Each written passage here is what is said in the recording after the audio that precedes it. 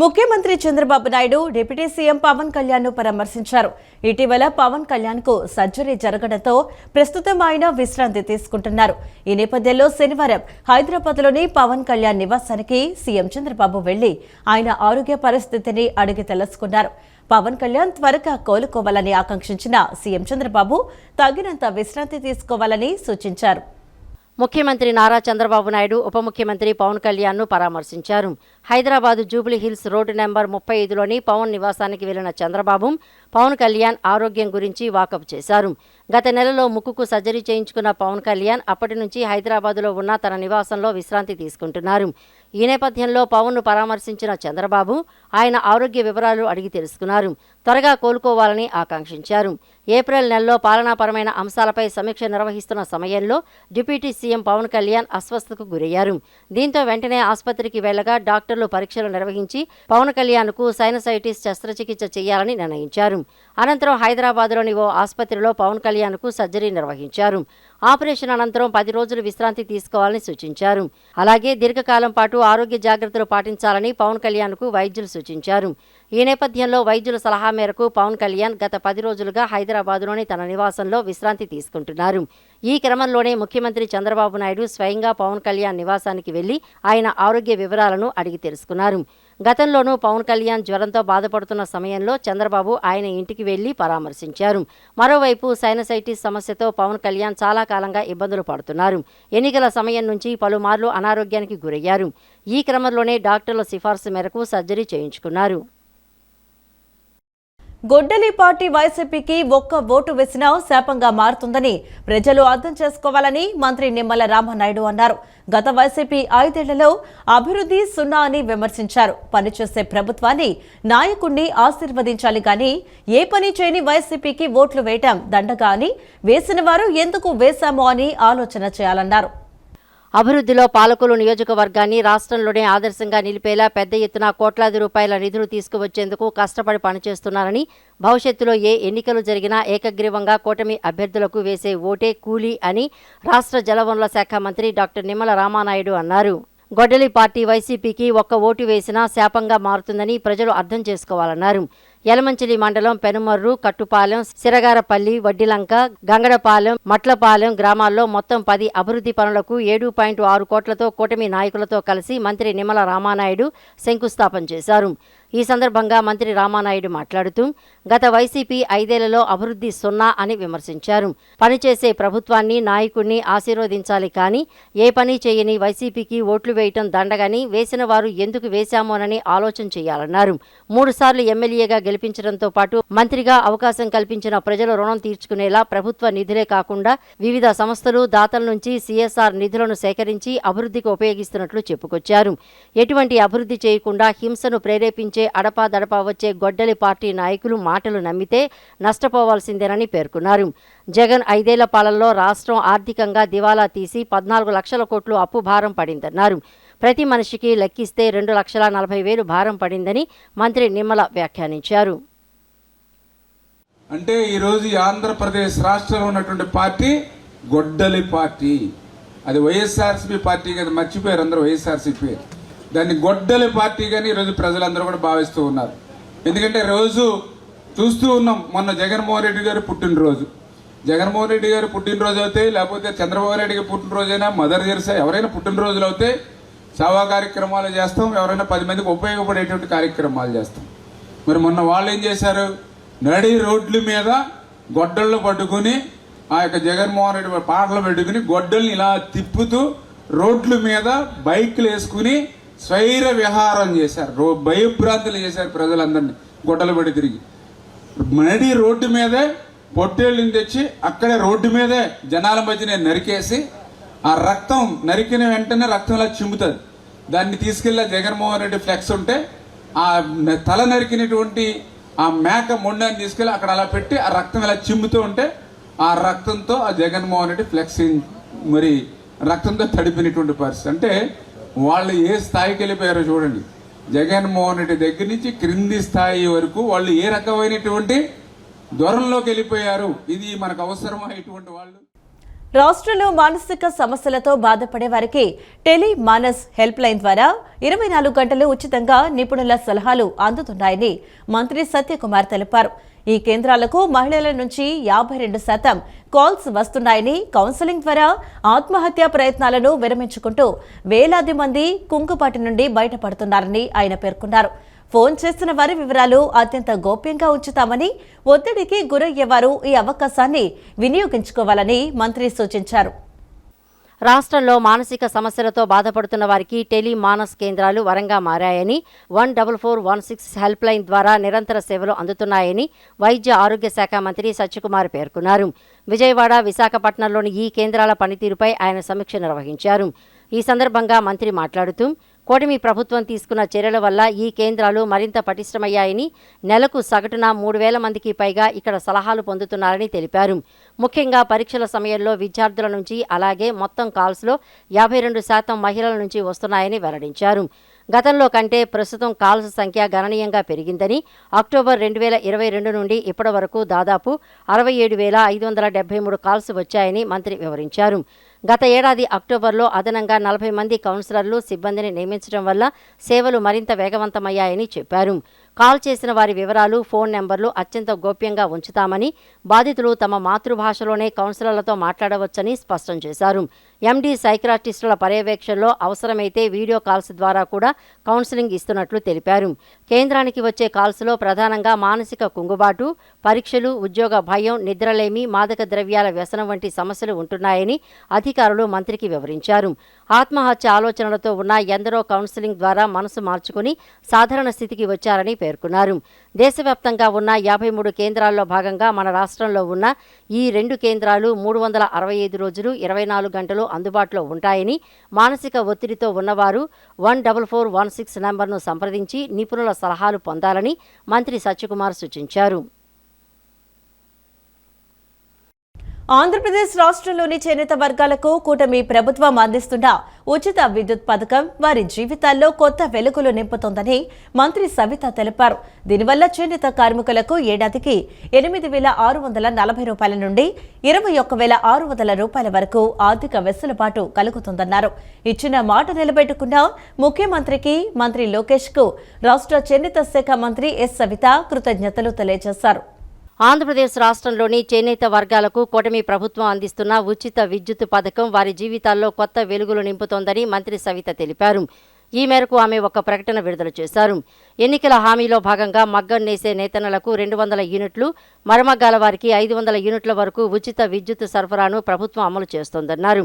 ఈ పథకం ప్రారంభమైన మొదటి నెలలోనే జీరో విద్యుత్ బిల్లులు అందడంతో సుమారు 104,000 నేతన్న కుటుంబాల్లో హర్షాతిరేకలు వ్యక్తమవుతున్నాయని చెప్పారు.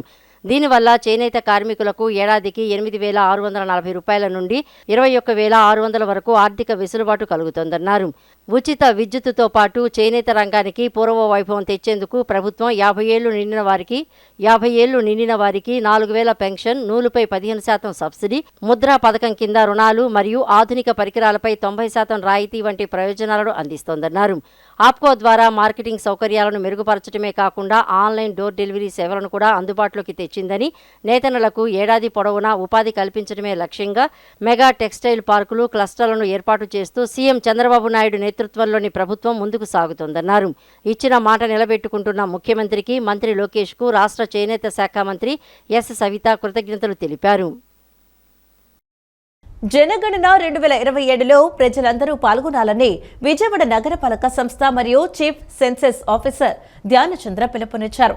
తొలి దశలో భాగంగా మే 1 నుంచి 30వ తేదీ వరకు ఇండ్ల గణన జరుగుతుందని, ఇందులో భాగంగా మొదటి 3 రోజులు ఎన్యూమరేటర్లందరూ వారికి కేటాయించిన ప్రాంతాలను విస్తృతంగా తిరిగి పూర్తి అవగాహన తెచ్చుకుంటారని, తదుపరి ప్రతి ఒక్క ఎన్యూమరేటర్ వారికి కేటాయించిన అన్ని ఇండ్లను సందర్శించి ప్రజల నుండి వివరాలు స్వీకరిస్తారని, కావున ఇందులో ప్రజలు కీలక భాగస్వాములై ప్రక్రియను విజయవంతం చేయాలని కమిషనర్ కోరారు. ఈ సందర్భంగా మాట్లాడుతూ జనగణనలో తొలిసారిగా డిజిటల్ విధానం అందుబాటులోకి వచ్చిందని, కీలకమైన జనగణనలో ప్రతి ఒక్కరూ పాల్గొని విధిగా బిల్డింగ్ నెంబర్, కుటుంబంలో మొత్తం సభ్యులు, ఇంటి యాజమాన్య స్థితి, తాగునీటికి ప్రధాన వనరు, ఇంటర్నెట్ సౌకర్యం, టీవీ సౌకర్యం ఇలా 34 అంశాలకు సంబంధించిన వివరాలను ఎన్యూమరేటర్లకు తెలియపరిచి ఇండ్ల గణన ప్రక్రియ విజయవంతం చేయాలని పిలుపునిచ్చారు. కేంద్ర ప్రభుత్వం వాణిజ్య గ్యాస్ సిలిండర్ ధరలను భారీగా పెంచడంపై సిపిఐ నగర కార్యదర్శి జి కోటేశ్వరరావు ఆగ్రహం వ్యక్తం చేశారు. గ్యాస్ ధర పెంచడం వలన హోటళ్లు, ఇతర చిరు వ్యాపారులపై తీవ్ర ప్రభావం పడుతుందని, నిన్న మొన్నటి వరకు కేంద్ర పెట్రోలియం శాఖ మంత్రి గ్యాస్ కొరత లేదు, ధరలు పెంచమని చెబుతూ నేడు కమర్షియల్ సిలిండర్ ధర అమాంతం ₹1000 వరకు పెంచడం ఎంతవరకు సమంజసమని తప్పుపట్టారు. గ్యాస్ ధరలు పెంచి కేంద్రంలోని బీజేపీ ప్రభుత్వం ప్రజల నడ్డి విరుస్తుందని, రానున్న కాలంలో ప్రజలే తగిన బుద్ధి చెబుతారని హెచ్చరించారు. కేంద్రంలోని బీజేపీ ప్రభుత్వం సామాన్య మధ్యతరగతి ప్రజల జీవన ప్రమాణాలను దారుణంగా దెబ్బతీస్తోందని, నిత్యావసర వస్తువులతో పాటు వంట గ్యాస్ ధరలను విపరీతంగా పెంచడాన్ని నిరసిస్తూ భారత కమ్యూనిస్టు పార్టీ సిపిఐ విజయవాడ నగర సమితి ఆధ్వర్యంలో లెనిన్ సెంటర్ వద్ద భారీ ధర్నా నిర్వహించడమైంది. ఈ క్రమంలో పాల్గొన్న సిపిఐ నగర కార్యదర్శి జి కోటేశ్వరరావు మాట్లాడుతూ, ఎన్నికల ప్రక్రియ ముగియగానే ఏమాత్రం కనికరం లేకుండా ధరలు పెంచడం ప్రజలను వంచడమేనని అన్నారు. ప్రస్తుతం గ్యాస్ ధరలు సామాన్యుడికి అందనంత ఎత్తుకు చేరడంతో సామాన్యుడి ఇంటి బడ్జెట్ను అస్తవ్యస్తం చేస్తున్నాయని కోటేశ్వరరావు ఆగ్రహం వ్యక్తం చేశారు. గృహ అవసరాల గ్యాస్ సిలిండర్ ధర గత ఫిబ్రవరితో పోలిస్తే నేడు ఒక్కో సిలిండర్పై అదనంగా ₹60 అదనపు భారం పడిందని అన్నారు. అలాగే వాణిజ్య సిలిండర్ ధరలపై కేంద్రం విపరీతమైన భారం మోపిందన్నారు. మే 1వ తేదీన ఏకంగా ₹993 పెంచి ప్రస్తుతం విజయవాడలో కమర్షియల్ సిలిండర్ ధరను 3251.50 చేర్చారని అన్నారు. దీనివల్ల హోటళ్లు, ఇతర చిరు వ్యాపారులపై తీవ్ర ప్రభావం పడుతోందని, నిన్న మొన్నటి వరకు కేంద్ర పెట్రోలియం శాఖ మంత్రి గ్యాస్ కొరత లేదు, ధరలు పెంచం అని చెబుతూ నేడు కమర్షియల్ సిలిండర్ ధర అమాంతం ₹1000 వరకు పెంచడం వలన సామాన్యుని దైనందిన జీవితంపై తీవ్ర ప్రభావం చూపుతుందని విమర్శించారు. కమర్షియల్ గ్యాస్ సిలిండర్పై ఆధారపడి చిన్న వ్యాపారాలు చేసుకునేవారు రోడ్డున పడే పరిస్థితి నెలకొంది. మేము పెంచింది కమర్షియల్ సిలిండర్ ధర కాదా, సామాన్యుని ఇంటిలోని గృహ సిలిండర్ కాదు కదా, మా దోపిడీలు ప్రజలు ఏమీ గుర్తించరు అని కేంద్రంలోని నరేంద్ర మోడీ ప్రభుత్వం అనుకుంటుందేమోనని మండిపడ్డారు. కమర్షియల్ గ్యాస్ ధరను ఆమాంతం ఎప్పుడూ లేనటువంటి, చరిత్రలో లేనటువంటి పద్ధతిలో ₹993 పెంచుతూ ₹3200 కమర్షియల్ గ్యాస్ ధరని పెంచడం అనేటటువంటిది దుర్మార్గమైనటువంటి చర్య. ప్రజల్ని వంచడం తప్ప మరొకటి కాదు. పెరగవని చెప్పి కేంద్ర పెట్రోలియం శాఖ మార్చులు ఒక పక్కన, మన రాష్ట్రంలో ఉన్నటువంటి కూటమి ప్రభుత్వం, అలాగే మన రాష్ట్ర పౌర శాఖ మంత్రి నాదెండ్ల మనోహర్ గారు ఎటువంటి విపత్తు లేదు, ఎటువంటి ఇబ్బంది లేదు, ప్రజల మీద భారాలు పడవు, ఇదంతా కూడా ప్రతిపక్షాలు చేస్తున్నటువంటి రాద్ధాంతం అని చెప్పినటువంటి నాదెండ్ల మనోహర్ గారు ఈ రోజున సమాధానం చెప్పాలి. ఈ రాష్ట్రంలో ఉన్నటువంటి ముఖ్యమంత్రి గారు దానికి పాత కక్షల నేపథ్యంలో తన సోదరి ఆత్మహత్యకు కారణమైన హెచ్ మార్ట్ యజమాని క్రాంతి కిరణ్ ను నిందితుడు శివరామకృష్ణ కారుతో గుద్ది హత్య చేసినట్లు పోలీసులు నిర్ధారించారు. జిల్లా ఎస్పీ ఆదేశాలతో రంగంలోకి దిగిన హనుమాన్ జంక్షన్ పోలీసులు నిందితుడిని అదుపులోకి తీసుకుని కేసు వివరాలను మీడియాకు వెల్లడించారు. అరెస్టు చేసిన నిందితుడిని తదుపరి రిమాండ్ నిమిత్తం నూజివీడు కోర్టులో హాజరుపరచనున్నట్లు సిఐ రమేష్ తెలిపారు. హనుమాన్ జంక్షన్లో సంచలనం సృష్టించిన హెచ్ మార్ట్ యజమాని వడ్డీ క్రాంతి కిరణ్ హత్య కేసులో నిందితుడిని పోలీసులు అదుపులోకి తీసుకున్నారు. జిల్లా ఎస్పీ విద్యాసాగర్ నాయుడు ఆదేశాల మేరకు ప్రత్యేక బృందాలుగా ఏర్పడిన పోలీసులు నిందితుడు రామినేని వెంకట శివరామకృష్ణను అరెస్ట్ చేశారు. పోలీసుల విచారణలో ఈ హత్యకు పాత కక్షలే కారణమని తేలింది. నిందితుడు శివరామకృష్ణ సోదరి గతంలో క్రాంతి కిరణ్కు చెందిన హెచ్ మార్ట్లో పనిచేసేది. అయితే క్రాంతి కిరణ్ వేధింపుల వలనే తన సోదరి మనస్తాపానికి గురై ఉరేసుకుని ఆత్మహత్య చేసుకుందని శివరామకృష్ణ పోలీసులకు తెలిపారు. ఈ ఘటనపై గతంలోనే పెద్దపాడు పోలీస్ స్టేషన్లో కేసు కూడా నమోదైంది. తన చెల్లి మరణానికి క్రాంతి కిరణే కారణమన్న పగతో రగిలిపోయిన శివరామకృష్ణ పథకం ప్రకారం కారుతో గుద్ది అతడిని హత్య చేశాడు. నిందితుడిని అరెస్ట్ చేసిన పోలీసులు తదుపరి రిమాండ్ నిమిత్తం నూజివీడు కోర్టులో హాజరుపరచనున్నారు. గత నెల 28వ తేదీన హనుమాన్ జంక్షన్ స్థానిక హెచ్ మార్ట్ యజమాని వడ్డీ క్రాంతి కిరణ్ అనే అతన్ని పాత కక్షల నేపథ్యంలో రామినేని శివరామకృష్ణ అనే అతను కారుతో గుద్ది చంపడం జరిగింది. దీని నిమిత్తం మన కృష్ణా జిల్లా SP Shri V Vidyasagar Naidu IPS గారి ఆదేశాల మేరకు మన Gannavaram incharge DSP P Srinivas గారి పర్యవేక్షణలో బృందాలుగా ఏర్పడి ముద్దాయి కోసం గాలింపు చర్యలు చేపట్టడం జరిగింది. ఈరోజు ముద్దాయిన శివరామకృష్ణని మన ఎస్ఎన్ పాలెం అడ్డ రోడ్డు దగ్గర అరెస్ట్ చేయడం జరిగింది. రిమాండ్ నిమిత్తం నూజివీడు కోర్టుకు తరలించడం జరిగింది. కేంద్ర ప్రభుత్వం వాణిజ్య గ్యాస్ సిలిండర్ ధరలను భారీగా పెంచడంపై విజయవాడ నగర కాంగ్రెస్ అధ్యక్షులు ఏఐసీసీ సభ్యులు నరహరిశెట్టి నరసింహారావు కేంద్ర ప్రభుత్వంపై తీవ్ర స్థాయిలో విరుచుకుపడ్డారు. ఓట్ల కోసం వేషాలు కట్టి ఎన్నికలు ముగిసిన వెంటనే ప్రజలపై బంట బాదుడు మోపడం మోదీకి అలవాటుగా మారిందని ఘాటుగా విమర్శించారు. 2029 ఎన్నికల్లో రాహుల్ గాంధీ ప్రధానమంత్రి అవడం తథ్యమని, సామాన్యుడికి అండగా నిలబడింది కాంగ్రెస్ ప్రభుత్వం మాత్రమేనని ఆయన స్పష్టం చేశారు. కేంద్ర ప్రభుత్వం వాణిజ్య గ్యాస్ సిలిండర్ ధరలను భారీగా పెంచడాన్ని కాంగ్రెస్ పార్టీ ఖండించింది. నగరంలో బీజేపీ ప్రభుత్వానికి వ్యతిరేకంగా విజయవాడ నగర కాంగ్రెస్ అధ్యక్షులు ఏఐసీసీ సభ్యులు నరహరిశెట్టి నరసింహారావు ఆధ్వర్యంలో తమ నిరసనను తెలియజేసింది. ఈ సందర్భంగా నరహరిశెట్టి నరసింహారావు మాట్లాడుతూ కేంద్ర ప్రభుత్వం వాణిజ్య గ్యాస్ సిలిండర్ ధరలను భారీగా పెంచడాన్ని వ్యతిరేకిస్తున్నామని అన్నారు. ఒక్కసారిగా ధరలు ఆకాశాన్ని అంటడంతో ఈ భారం అంతా ప్రజలపై పడుతుందని మండిపడ్డారు.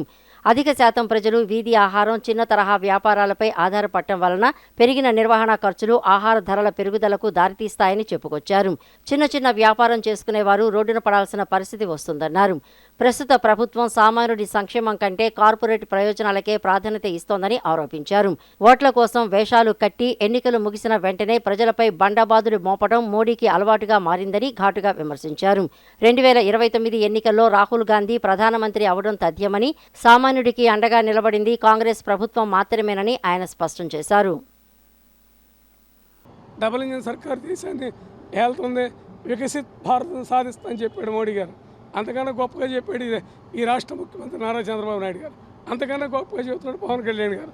బయట పడకుండా చెబుతాడు జగన్ గారు. ఇవాళ ఈ రాష్ట్రంలో ప్రతిపక్ష పాత్ర పోషించే పార్టీ ఏదైనా ఉందంటే అది కాంగ్రెస్ పార్టీని కూడా మీకు ఈ సందర్భంగా మనం చేస్తున్నాం. ఏది ఏమైనప్పుడు కూడా ప్రజాక్షేత్రంలో గ్యాస్ సిలిండర్ ధరలు తగ్గే వరకు కూడా కాంగ్రెస్ పార్టీ అలిపెరిగినటువంటి పోరాటం చేస్తారు కూడా ఈ సందర్భంగా మీకు మనం చేస్తూ ఏ చిరు వ్యాపారాలు అయితే నాశనం చేయాలనుకున్నాడో ఆయన చెప్పాడు, నేను ఛాయ్ కావాలని. ఛాయ్ అమ్ముకునేవాడు ఛాయ్ కొట్టులు తీసేసే లెవెల్లో ఉంటేలా ఇవాళ గ్యాస్ ధరలు పెరిగింది. ఇవాళ టీ అమ్మటానికి అవకాశం ఉందా? ఇవాళ హోటల్ యజమానులు ఇవాళ ఏం చెప్పారు, స్వామి గారు ఏం చెప్పారు, రామశెట్టి స్వామి గారు, మేము 10% ఎక్స్ట్రా బిల్లు వేసుకుంటే కానీ మేము వ్యాపారాలు చేయలేమని చెప్పాడు. కమర్షియల్ గ్యాస్ మీద పెంచామని చెప్తున్నారు కానీ ఈ 900 రూపాయలు కమర్షియల్ గ్యాస్ మీద కాదు పెంచింది, భారతదేశ యావత్ ప్రజల మీద పెంచినట్లు లెక్క. ఎందుకంటే దేశ జనాభాలో దాదాపుగా 0.85% ఈ ఫుడ్ సప్లై మీద జీవనం చేస్తూ ఉన్నారు. అంటే చిన్న తోపుడు బళ్ళు, డబ్బా టిఫిన్లు ఇలాంటి వాటి మీద వ్యాపారం చేసేవాళ్ళు చాలామంది ఉన్నారు.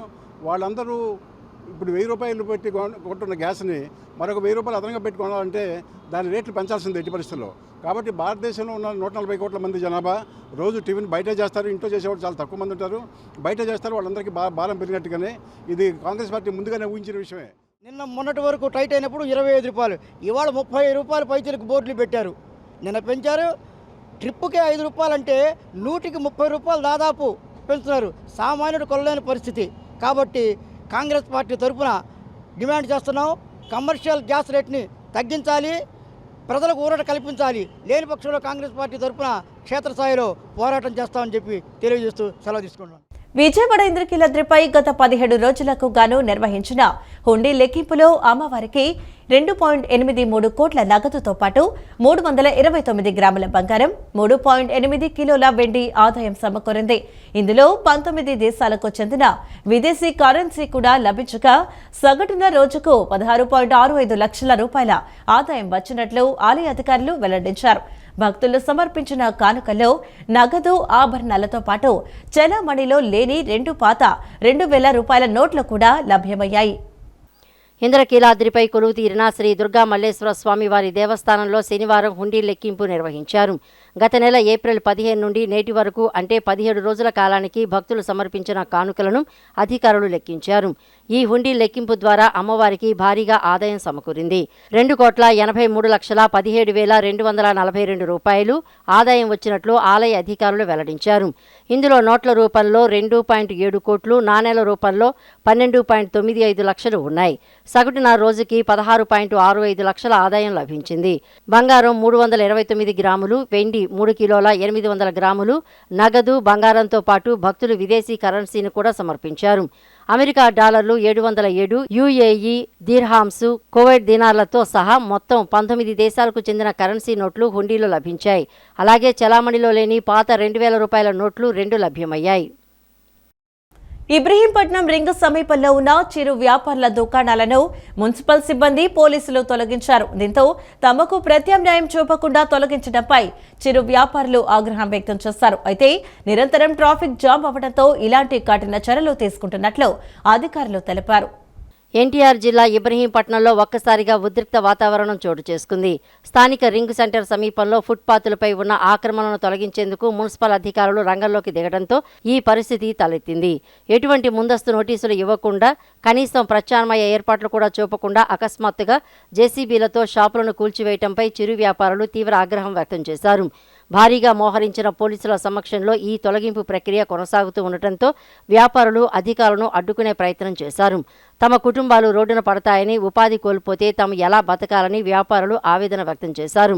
ఏళ్ల తరబడి ఇక్కడే వ్యాపారం చేసుకుంటున్నా తమకు ముందస్తు సమాచారం ఇవ్వకపోవడం అన్యాయమని వారు వాపోతున్నారు. ఆక్రమణల తొలగింపు పేరుతో పేదల పొట్ట కొట్టవద్దని, తమకు మరో చోట వ్యాపారం చేసుకునే అవకాశం కల్పించిన తర్వాతే ఈ చర్యలు చేపట్టాలని వారు డిమాండ్ చేశారు. కూటమి ప్రభుత్వం అధికారంలోకి వచ్చిన తర్వాత ప్రజలు వైద్య ఖర్చుల భారంతో ఇబ్బంది పడకూడదనే సంకల్పంతో ముఖ్యమంత్రి సహాయ నిధి మరియు ఎల్ఓసీల ద్వారా అర్హులైన ప్రతి పేద మధ్యతరగతి కుటుంబానికి సకాలంలో సహాయం అందజేస్తున్నామని ప్రభుత్వ whip central MLA Bonda Umamaheswararao పేర్కొన్నారు. 2019 నుండి 2024 వరకు వైద్య సేవలు పేదలకు అందని ద్రాక్షలా మారాయని విమర్శించారు. సెంట్రల్ నియోజకవర్గంలోని 23వ, 58వ డివిజన్లకు చెందిన పలువురు లబ్ధిదారులకు మొత్తం 2.5 లక్షల విలువైన ముఖ్యమంత్రి సహాయ నిధి చెక్కులను ప్రభుత్వ విప్ సెంట్రల్ నియోజకవర్గ శాసనసభ్యులు బోండా ఉమామహేశ్వరరావు అందజేశారు. ఈ సందర్భంగా బోండా ఉమా మాట్లాడుతూ, కూటమి ప్రభుత్వం అధికారులకి వచ్చిన తర్వాత ప్రజలు వైద్య ఖర్చుల భారంతో ఇబ్బంది పడకూడదనే సంకల్పంతో ముఖ్యమంత్రి సహాయ నిధి మరియు ఎల్ఓసీల ద్వారా అర్హులైన ప్రతి పేద మధ్యతరగతి కుటుంబానికి సకాలంలో సహాయం అందజేస్తున్నామని చెప్పారు. సెంట్రల్ నియోజకవర్గం గతంలో 2015 నుండి 2019 వరకు రాష్ట్రంలోనే అత్యధికంగా ముఖ్యమంత్రి సహాయ నిధి ద్వారా లబ్ధి చేకూర్చిన నియోజకవర్గంగా నిలిచిందని గుర్తు చేశారు. అనంతరం 2019 నుండి 2024 వరకు వైద్య సేవలు పేదలకు అందని ద్రాక్షలా మారాయని విమర్శించారు. మన సెంట్రల్ ఎమ్మెల్యే బోండా ఉమామహేశ్వరరావు గారు కానీ మరి పేదలకి వైద్య ఖర్చులకి నిమిత్తమే కానీ అట్లు సీఎం రిలీఫ్ ఫండ్లు కానీ ఇటు ఎల్ఓసీలు కానీ ఎన్నో కుటుంబాలకి అండదండలుగా ఉండేది. వాళ్ళకి సాయపడుతూ ఈ రోజున మన ఎమ్మెల్యే బోండా ఉమామహేశ్వరరావు గారు మన సెంట్రల్ నియోజకవర్గానికి ఎమ్మెల్యేగా రావడం మరి ఈ పేదలు చేసుకుని పుణ్యమని మరి ఒకసారి అందరికీ తెలియజేస్తూ మరి ఇట్లాగా ఎంతోమంది పేదలు వచ్చి ఆయన దగ్గరికి మాకు ఏ అవసరం ఉన్నా కూడా వాళ్ళ దగ్గరికి వచ్చి ఆయనకి అడగడం జరుగుతూ ఉంది. అలాగే ఆయన సొంత డబ్బులతో ఇంతకుముందు పింఛన్లు కూడా ఈ డివిజన్లో ఈ నియోజకవర్గాలనే కాకుండా సెంట్రల్ నియోజకవర్గంలో 19 డివిజన్లు ఉండేవి. 19 డివిజన్లో కూడా ఆయన సొంత డబ్బులు పింఛన్లు ఇచ్చేవాడు. మరి అట్లాంటి వ్యక్తి మన నియోజకవర్గానికి ఎమ్మెల్యేగా రావడం మన ప్రజలు అదృష్టం అనుకొని, అలాగే మా కార్యకర్తల అదృష్టం అనుకొని ఆయనకి ధన్యవాదాలు తెలియజేస్తాం. సీఎం గారికి కూడా ధన్యవాదాలు. ఆంధ్రప్రదేశ్ రాష్ట్ర 10వ తరగతి పరీక్షా ఫలితాల్లో ప్రభుత్వ పాఠశాలల్లో చదివి టాప్ ర్యాంకులు సాధించిన విద్యార్థినులకు గుడివాడ ఎమ్మెల్యే వెనుగండ్ల రాము శుభాభినందనలు తెలిపారు. విద్యాశాఖ మంత్రి నారా లోకేష్ నిరంతర పర్యవేక్షణ, సంస్కరణలు చక్కటి ఫలితాన్నిచ్చాయని, విద్యార్థులు రాణించి సత్ఫలితాలను సాధించారని ప్రశంసించారు. ప్రభుత్వ పాఠశాలల ఆడబిడ్డలు ఈరోజు చరిత్ర సృష్టించారని అభినందించారు. గుడివాడ నియోజకవర్గంలో ఎస్ఎస్సీ ఫలితాల్లో ప్రభుత్వ పాఠశాలల విద్యార్థినులు సత్తా చాటారు. జిల్లా టాప్ ర్యాంకులను శనివారం రాజేంద్రనగర్లోని తన స్వగృహంలో ఎమ్మెల్యే వెనుగండ్ల రాము అభినందించారు. 592 మార్కులతో జిల్లాలో ప్రభుత్వ పాఠశాలల విద్యార్థుల్లో ప్రథమ స్థానం సాధించిన వి అక్షిత, 591 మార్కులతో ద్వితీయ స్థానంలో నిలిచిన షేక్ జాస్మిన్, అమృత వర్షిని 590 మార్కులతో తృతీయ స్థానం సాధించిన ప్రణీతలకు ఎమ్మెల్యే రాము మిఠాయిలు తినిపించారు. మన ప్రభుత్వ పాఠశాలల ఆడబిడ్డలు ఈ రోజు చరిత్ర సృష్టించారని, జిల్లా స్థాయిలో టాప్ ర్యాంకులు సాధించడం మనందరికీ గర్వకారణమని ఈ సందర్భంగా ఎమ్మెల్యే రాము అన్నారు. ఈ విజయం వెనుక విద్యార్థుల కృషి, తల్లిదండ్రుల సహకారం, ఉపాధ్యాయుల పట్టుదల ఉందన్నారు. అన్నింటికీ మించి రాష్ట్రంలో విద్యా వ్యవస్థను బలోపేతం చేస్తున్న ముఖ్యమంత్రి చంద్రబాబు నాయుడు దార్శనికత, విద్యాశాఖ మంత్రి నారా లోకేష్ నిరంతర పర్యవేక్షణ, సంస్కరణలు ఉన్నాయని అన్నారు. మంత్రి లోకేష్ ప్రభుత్వ పాఠశాలలో మౌలిక సదుపాయాల కల్పన, డిజిటల్ క్లాస్ రూములు, ఉపాధ్యాయులకు శిక్షణ, విద్యార్థులకు నాణ్యమైన బోధన అందేలా తీసుకుంటున్న చర్యల ఫలితమే ఈ రోజు మన కళ్ల ముందు కనిపిస్తోందని, ఆయనకు తన తరపున, నియోజకవర్గ ప్రజల తరపున ప్రత్యేక కృతజ్ఞతలు చెప్తున్నానని అన్నారు. ఆంధ్రప్రదేశ్లో భానుడు బగబగలాడుతున్నాడు. శనివారం ప్రకాశం జిల్లా కొప్పేరపాడులో రాష్ట్రంలోనే గరిష్టంగా 45.4 డిగ్రీల ఉష్ణోగ్రత నమోదైందని విపత్తుల నిర్వహణ సంస్థ ఎండీ ప్రఖర్ జైన్ తెలిపారు.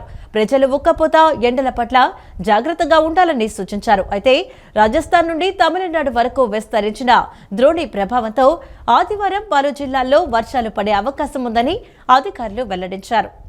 ఆంధ్రప్రదేశ్లో భానుడు భగభగలాడుతున్నాడు. శనివారం ప్రకాశం జిల్లా కొప్పెరపాడులో రాష్ట్రంలోనే గరిష్టంగా 45.4 డిగ్రీల ఉష్ణోగ్రత నమోదైందని విపత్తుల నిర్వహణ సంస్థ ఎండీ ప్రఖర్ జైన్ తెలియజేశారు. రాష్ట్ర వ్యాప్తంగా 17 జిల్లాల్లోని 239 మండలాల్లో ఉష్ణోగ్రతలు 41 డిగ్రీలు దాటగా ముఖ్యంగా కడప, నెల్లూరు, తిరుపతి, పల్నాడు జిల్లాలపై ఎండ ప్రభావం తీవ్రంగా ఉంది. మార్కాపురం, తిరుపతి, నెల్లూరు తదితర ప్రాంతాల్లోనూ అధిక ఉష్ణోగ్రతలు నమోదయ్యాయి. ఆదివారం గుంటూరు జిల్లాలోని 6 మండలాల్లో తీవ్ర వడగాల్పులు వీచే అవకాశం ఉందని, మరో 124 మండలాల్లో సాధారణ వడగాల్పులు ప్రభావం చూపుతాయని అధికారులు హెచ్చరించారు. ప్రజలు ఉక్కపోత, ఎండల పట్ల జాగ్రత్తగా ఉండాలని సూచించారు. అయితే రాజస్థాన్ నుండి తమిళనాడు వరకు విస్తరించి ఉన్న ద్రోణి ప్రభావంతో ఆదివారం శ్రీకాకుళం, విజయనగరం, విశాఖపట్నం, చిత్తూరు, తిరుపతి సహా పలు జిల్లాల్లో పిడుగులతో కూడిన తేలికపాటి వర్షాలు కురిసే అవకాశం ఉంది. ఈ నేపథ్యంలో పొలాల్లో పనిచేసే రైతులు, కూలీలు వర్షం పడే సమయంలో చెట్ల కింద ఉండరాదని అధికారులు హెచ్చరికలు జారీ చేశారు. ఈ వార్తలు ఇంతటితో సమాప్తం. నమస్కారం.